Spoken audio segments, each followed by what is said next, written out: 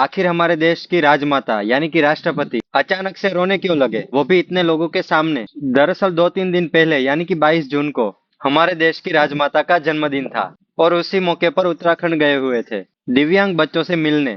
और वहीं पर दो बच्चों ने ऐसा गीत गा दिया कि उनकी आंखों से आंसू बह निकले।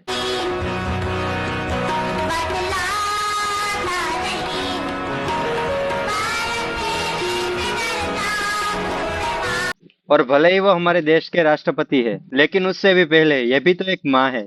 और साल 2010 से लेकर 2014 के बीच में उन्होंने अपने दो दो बच्चों को एक एक करके खो दिया। और पहले बच्चे की मौत तो आज तक रहस्य है, क्योंकि अचानक से उनकी लाश उनके कमरे में ही मिली थी।